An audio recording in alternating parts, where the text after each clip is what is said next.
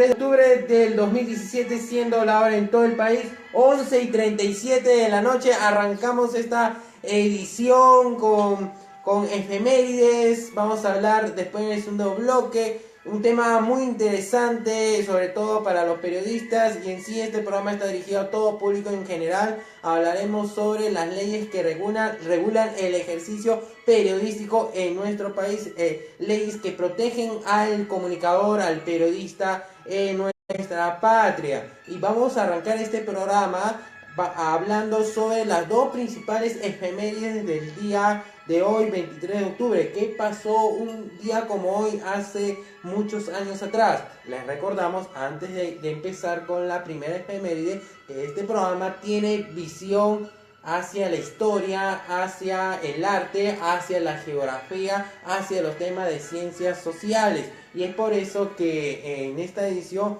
vamos a hablar sobre temas de historia, y el segundo bloque, como al comienzo del programa les indiqué, se va a hacer una excepción para hablar de un tema que no se habla mucho, que no se conoce, como son las leyes que regulan el ejercicio periodístico en nuestro país. Y así vamos a arrancar un 23 de octubre de 1812. ¿Qué pasó en aquella ocasión? El ejército de Napoleón inicia en Moscú su trágica retirada de Rusia. Estamos hablando de la invasión napoleónica hacia el territorio ruso. Uno de los primeros intentos que tuvo un gran imperio, como se había formado el imperio francés a principios del siglo XIX, de la mano de Napoleón Bonaparte, que fue un general que... Un gran general que en su tiempo trató de que el continente europeo sea territorio francés, de querer alargar su imperio, los años, el territorio, ampliar su territorio. Y es por eso que Napoleón se había planteado conquistar Rusia, pero por diferentes motivos no lo pudo lograr. Pero un día como hoy, como estuve mencionando, en 1812 iniciaba su trayecto hacia el territorio ruso, que por temas de clima también lo había sufrido el ejército alemán, el ejército nazi en la Segunda Guerra Mundial, que por este tema de clima, frío, no conocían bien la zona, no pudieron conquistar en aquel entonces la Rusia soviética de Stalin. Pero estamos hablando de 100 años atrás de la Segunda Guerra Mundial. Estamos hablando de 1812, ya más de 200 años. Fue un punto de inflexión en el transcurso de las guerras napoleónicas. La campaña redujo a las fuerzas de invasión francesas y aliadas a menos del 20% de su capacidad inicial.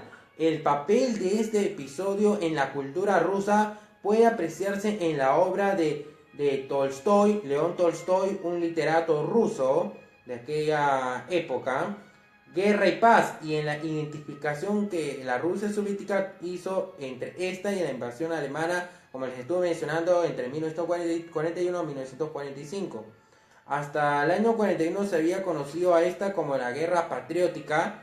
El término ruso de 1812 la distingue la Gran Guerra Patriótica, término aplicado a la guerra en el frente oriental durante la Segunda Guerra Mundial, lo que puede producir cierta confusión, dado que este mismo nombre se da al conflicto entre Reino Unido y Estados Unidos, ha acontecido en ese mismo año. El imperio francés, que estaba conformado por el Gran Ducado de Varsovia, Reino de Italia, Reino de Nápoles, Confederación de Suiza, estaba aliado al imperio austríaco y Reino Unido. Comandantes: Napoleón I, como estuve mencionando, Napoleón Bonaparte. Había empezado en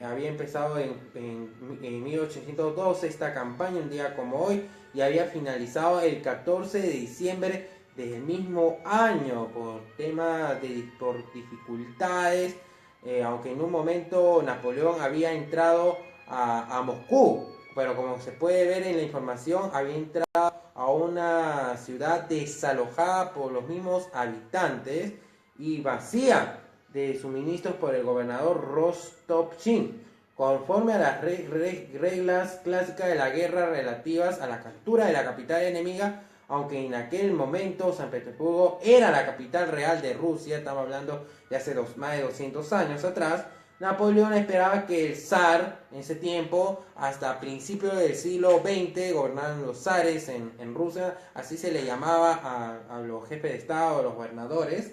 En aquel tiempo, zar Alejandro I ofreciera la capitulación en la colina Poklonava. Pero muy lejos de esto, los comandantes rusos no se rindieron. En lugar de ello, prendieron fuego a Moscú y vaciaron la ciudad entre el 2 y el 6 de septiembre.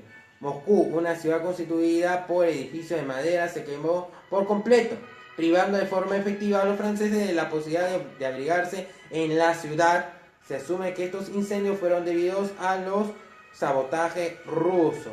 Y así hemos mencionado una de las principales efemérides del día de hoy, 23 de octubre, un día como hoy. Hemos mencionado en el año de 1812 la invasión napoleónica hacia Rusia, que al final fue un fracaso. Les he mencionado de manera resumida para seguir avanzando con la siguiente con el siguiente tema, con la siguiente efeméride. Y vamos a hablar de un día como hoy, pero 100 años después, en 1917, hace ya 100 años, Vladimir Lenin obtiene del Comité Central Bolchevique el voto para la preparación inmediata de la insurrección armada. Muchos preguntarán quién fue Vladimir Lenin y de qué me está mencionando periodista Jaime Mírez. Vamos a conocer un poco más de Vladimir Ilich Ulyanov. Vladimir Lenin, mucho más conocido, nació en 1870. Unos dicen que nació el 10 de abril, otros dicen que nació el 22 de abril, pero de 1870, y murió el 21 de enero de 1924. Fue un político revolucionario, teórico político y comunista ruso, líder del sector bolchevique del Partido Obrero Socialdemócrata de Rusia. Se convirtió en el principal dirigente de la Revolución de Octubre de 1917, hace 100 años. En aquel año fue nombrado presidente del Consejo de Comisarios del Pueblo, convirtiéndose en el primer y máximo dirigente de la Unión Soviética en 1922. Fue marxista, sus contribuciones al pensamiento marxista reciben el nombre de leninismo. Militó desde su juventud en la izquierda política revolucionaria. Durante su estudio universitario fue arrestado y exiliado durante 3 años a la Siberia. Luego huyó a varios países de Europa Occidental y llegó a convertirse en un destacado teórico del partido. En 1903 tuvo un papel clave en el cisma vivido exigiéndose en líder de la facción bolchevique, en contraposición a la facción menchevique liderada por Yuri Martov. Regresó a Rusia durante un breve periodo de tiempo con motivo de la revolución de 1905.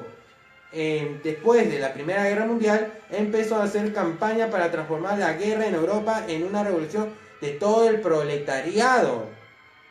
Y así estamos hablando de Vladimir Lenin, que fue presidente del Consejo de Comisarios del Pueblo de la Unión Soviética, en pocas palabras, jefe de la URSS, del 30 de diciembre de 1922 al 21 de enero de 1924, hasta el día de su fallecimiento. Y así Vladimir Lenin, un líder de los comunistas, el Partido Comunista Ruso, es admirado por muchos, criticado también por muchas personas por sus ideas marxistas, pero Vladimir Lenin es un gran personaje de la historia en sí, en general. Sus ideas políticas han influenciado a muchas personas, a gran parte del mundo. Rusia estuvo muchos años teniendo y haciendo valer las ideas de Lenin. Por eso que después de la Segunda Guerra Mundial se notó la Guerra Fría entre Estados Unidos y Rusia, una guerra o sea, que no actuaron militarmente, sino como que se ignoraban entre ambos grandes países que habían sido los vencedores, se puede decir, de la Segunda Guerra Mundial. Y estas ideas de Vladimir Lenin han sido tomadas por varios gobernantes en la historia. Se vio influenciado el mismo muy conocido gobernante chino de la década del 60, 50, 70, Mao Zedong, en la China comunista de aquel tiempo. Y como estuve mencionando, en el mismo país de Rusia, Unión de Repúblicas Socialistas, URSS, mucho más conocido, después de que haya, al final,